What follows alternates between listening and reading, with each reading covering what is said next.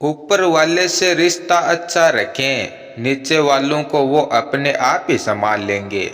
यह कहानी है एक मास्टर जी की, जो बहुत ही ईमानदार व्यक्ति थे और मास्टर जी के एक बेटी भी थी, जिसकी शादी की चिंता अक्सर मास्टर जी को लगी रहती थी। अब एक दिन मास्टर जी ने जिस दुकानदार से रोज घर का सामान लेते थे, उस दुकानदार को 500 रुपये दे दिए और कहा कि मेरी बेटी की शादी में ले लूँगा। अब इन बातों को 10 साल बीत गए और मास्टर जी अपनी बिटिया की शादी की तैयारी करने लगे। तभी मास्टर जी उस दुकानदार के पास गए और जाकर अपने 500 रुपये वापस मांगे। अब दुकानदार कल्टी मार गया और बोला कि कौन से 500 रुपये, आपने मुझे कब दिए थे? आपके पास कोई लिखा पट्टी है, कोई पर्ची है? अब मास्टर जी को यह बात बहुत बुरी लगी और इंसानियत पर से विश्वास उठने लगा। तभी मास्टर जी ने सोचा कि क्यों ना इसकी शिकायत मैं राजा साहब से करूं। अब मास्टर जी राजा साहब के पास पहुंचे और सारी बात बताई।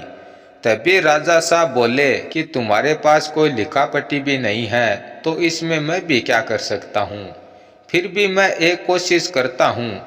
कल आप एक काम करना, कल इस समय मेरी सवारी उस दुकान के सामने से निकलेगी। उस वक्त आप उस दुकान के सामने खड़े रहना। अब मास्टर जी ने ऐसा ही किया। जब राजा साहब की सवारी उस दुकान के सामने से निकल रही थी, उस वक्त मास्टर जी उस दुकान के सामने ही खड़े थे।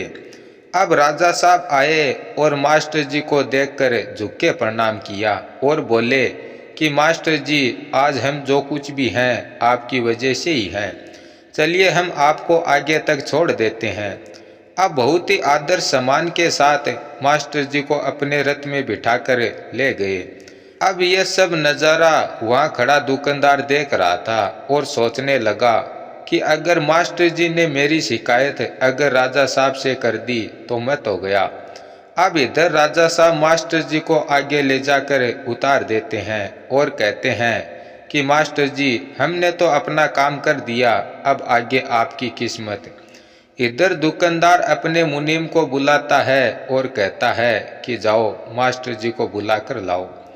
अब मास्टर जी दुकानदार के पास आए तो दुकानदार बोला कि मास्टर जी, मैंने पुराने बही खाते देखे तो मुझे पता चला कि आपने मुझे 500 रुपये दिए थे। आपका ब्याज लगाकर 12,000 रुपये होते हैं और 1,000 रुपये बिटिया की शादी में मेरी तरफ से। यह लो 13,500 रुपये। और मास्टर जी लेकर खुशी खुशी घर चले गए। सोचिए, अगर एक राज्य को चलाने वाले राजा से अच्छा रिश्ता होने से इतनी बिगड़ी बात बन सकती है, तो इस सृष्टि को चलाने वाले भगवान से अगर अच्छा रिश्ता हो तो क्या क्या हो सकता है। इसलिए भगवान से अच्छा रिश्ता रखिए और खुश रहिए।